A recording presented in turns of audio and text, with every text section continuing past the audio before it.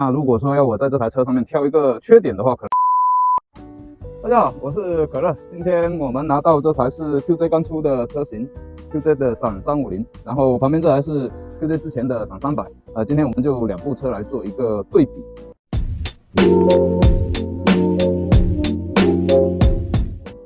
闪350出来之后，它的整车的重量是168公斤，然后坐高的话是只有720，所以这个坐高的话基本上是1.7米以下1.5米以上骑这台车大概率都没有问题。油箱的话，它比闪300会大一点，它是16升的油箱。然后如果按照这个油箱容积去计算的话，它的一个续航里程应该能达到350到400公里左右。以前它用的是一个对向的4活塞卡钳，然后单盘的一个设计。那这个卡钳看得有点眼熟，应该之前贝纳利上面用的也是这个卡钳，只是 logo 打的不一样。然后减震的话，它用的是前置的一个倒减。倒减的好处是在于它的一个滤震效果会比正减更好一点。虽然它是不可调的，主名是不可调的一个减震。轮毂的样式的话，它采用的跟闪300比较不一样的是，它的一些条幅可能会更宽一点，但是它里面这样都是镂空的一个设计，是为了它的一个轻量化。然后前面用的是16寸的轮毂，后面它用的也是16寸的轮毂。它发动机整体的话，实际上跟闪300几乎都是一样的，只是说它的排量加大了一点点。然后空滤的设计的话，会比闪300好看一点，因为它有做了一些像这种类似于半透明的一个状态，你可以很直观的看到空滤它是否是粘掉了，需不需要更换的。排气的话，跟闪300基本上都是一样，双出的。灯的话，用的是一个椭圆形的，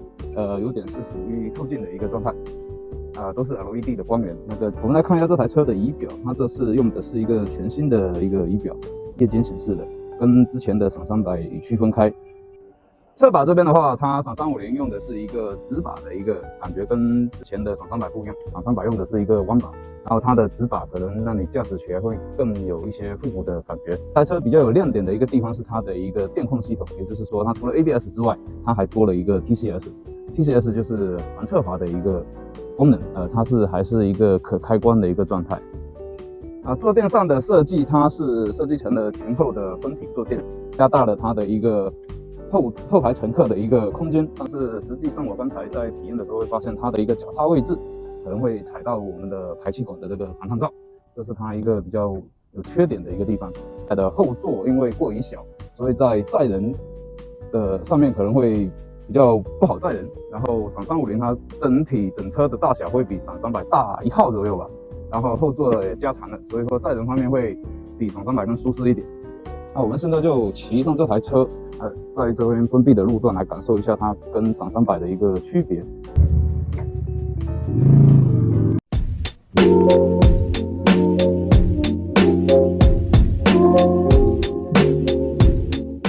刚才我简单的试驾了一下这台闪350，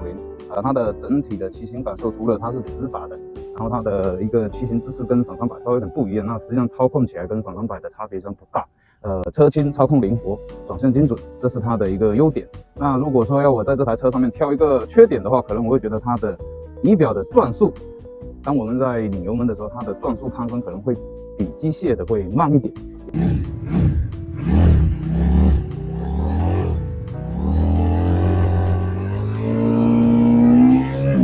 也就是说，它的转速攀升会有一点点的延迟，还有一个它后减震稍微会偏硬一点。你在按的时候你没感觉它很硬，但是在骑的过程当中会感觉它后减震偏硬一点。但是它后减震有个好处是它是弹簧可调的，可以根据自己的体重去调节，还有一个驾驶的感受去调节它的软硬程度。闪350出来，实际上它的对标的车型是辉驰的300，那下次我们可以借一台辉驰300过来跟它横向的对比一下，因为他们不同厂家生产的车，我们可以拿出来对比一下，看看有没有什么不一样的优缺点。